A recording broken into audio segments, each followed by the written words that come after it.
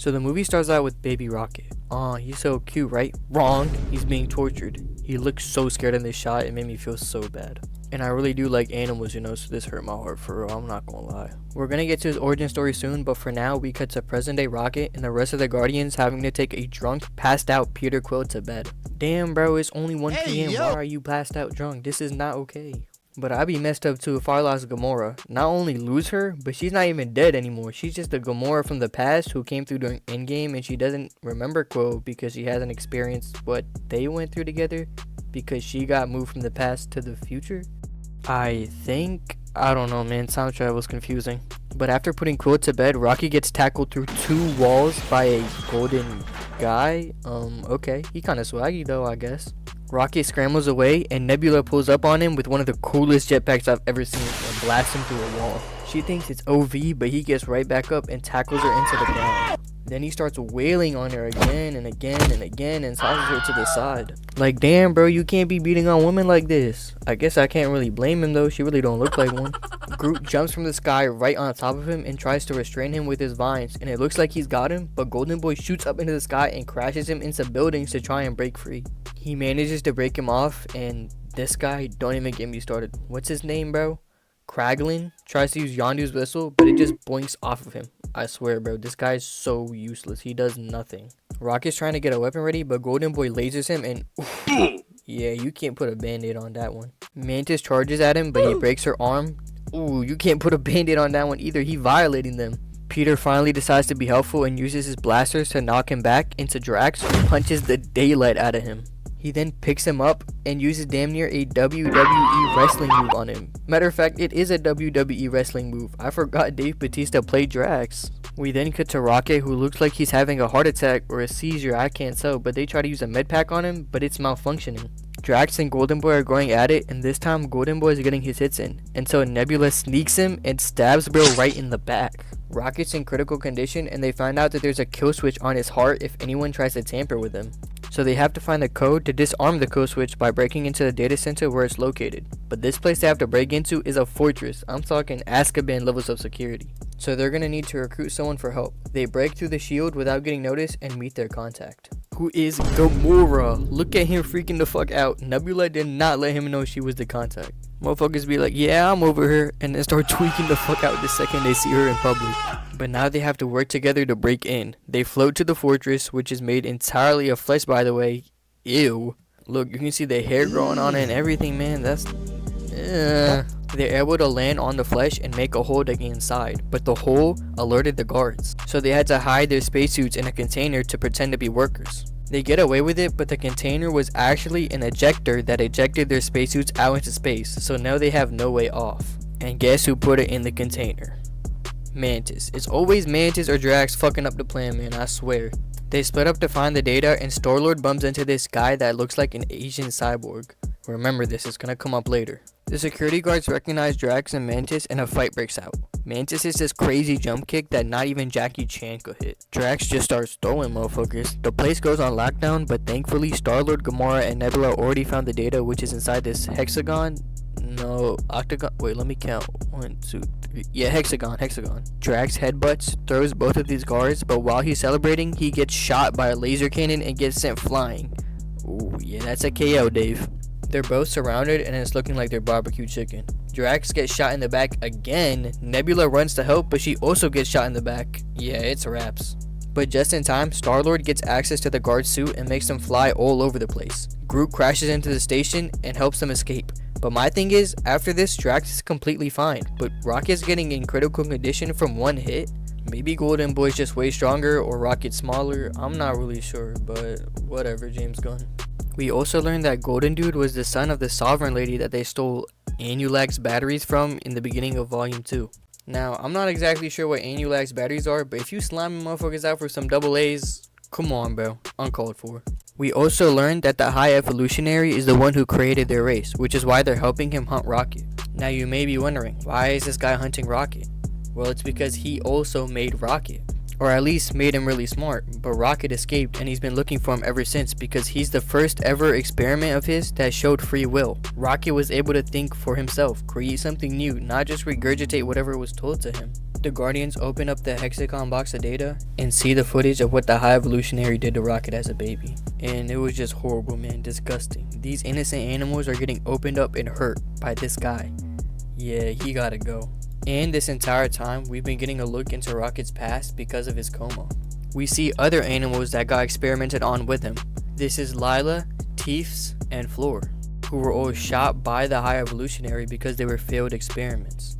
This is why Rocket ran away, and this is why Rocket never talks about his past because it's just so tragic. The Guardians learned that the code to stop the kill switch was taken out by one of the High Evolutionary's henchmen.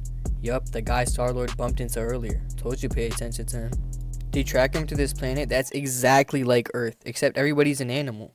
This is what the High Evolutionary is trying to create, a quote-unquote perfect society. He trying to play God, and I am not jacking it. You gotta know your place, bro, come on. But we learn as the Guardians look for their base that the perfect society isn't so perfect. We see animals getting beat up and one selling drugs to kids.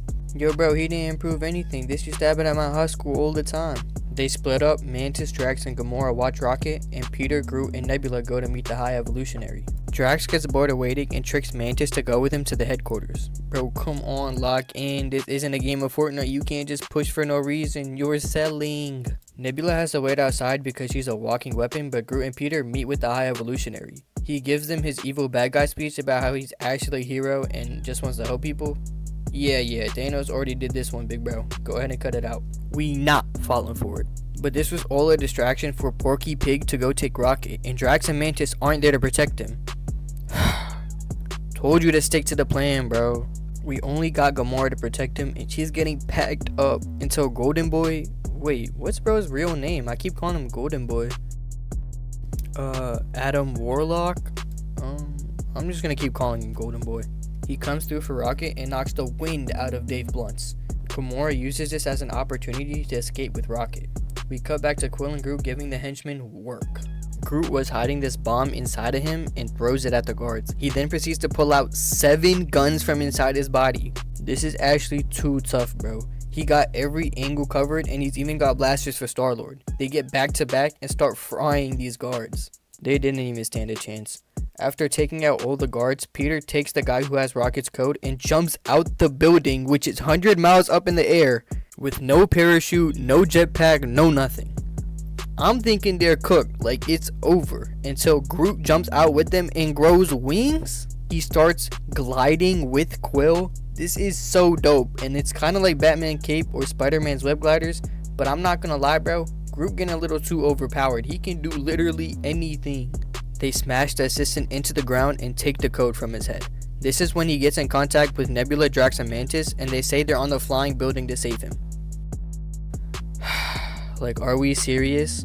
These two are actually so dumb. So now Quill has to save them because they were trying to save him. And now they also have to save the kids that the High Evolutionary had stowed away on the ship to experiment on. What's wrong with this dude, bro? But before he does anything, he has to put the code into the kill switch to save Rocket. But it's too late. Rocket starts to flatline, and it's over. We see him walking towards the light to join Layla. But Layla tells him it isn't time yet. And Rocket jumps back to life. Let's go! Top shot of back home, baby. Y'all better watch out. It's OV. We catching straight bodies from here. They fly into the building, find the others, and it's final battle time, baby. They walk into this hallway filled to the brim with goons. Ugly goons, and they start getting to work. Mantis jump kicks this guy. Rocket shoots this Jabba the Hutt looking one right in the face. Groot uses his arms to impale this guy straight in the mouth. I'm gonna let it slide because I don't think a tree can be freaky. Gamora using her knives, and Drax just laughing, trucking motherfuckers like he's a linebacker. He might give Myles Garrett a run for his money. Mantis using Groot's branches and swings off it, landing on this guy's head and flips him backwards. What kind of moves are these, man? Rocket shoots this guy in the back and climbs onto Groot just like the good old days and doesn't miss a single shot. They moving like it's Marvel Rivals out here. Star-Lord using his blasters too until he dodges one guy and attaches a bomb to his butt. And I can't even show you what happened to that guy. Nebula throwing straight hands until she gets hit in her face and her neck gets dislocated. Her spine looking like jello. I like how the only character here that can take that kind of hit without dying is the one who actually takes it, cause he immediately gets back to it, shooting like nothing happened. If that happened to Quill or Gamora, mission failed. We'll get him next time. Drax is doing way too much and is jumping onto this guy's arm, breaking it off. Like you can tell the WWE never left him and pieced these guys up. Gamora now pulls out her sword but gets knocked back by Squidward, but she cuts off his tentacles and then genuinely cuts him in half. That was the last guy, and can I just say, wow. This entire scene was one shot. I couldn't show it without cutting it up, but please go look up this fight. The song choice of No Sleep Till Brooklyn is so good.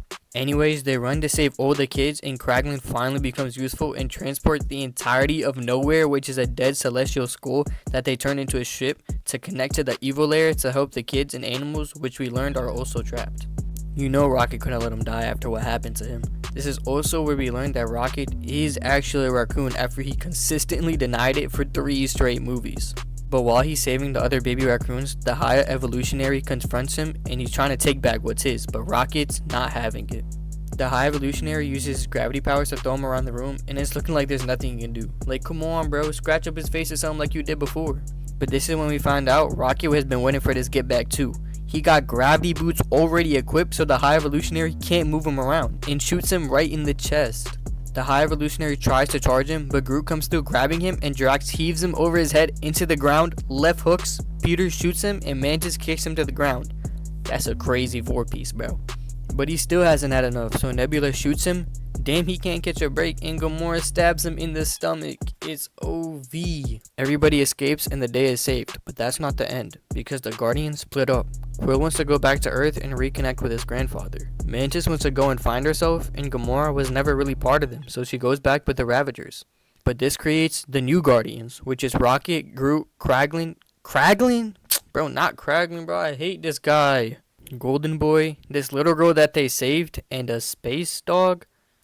Guardians 4 is going to be an interesting movie if they ever make one. At least they said Star-Lord's coming back. That's my goat.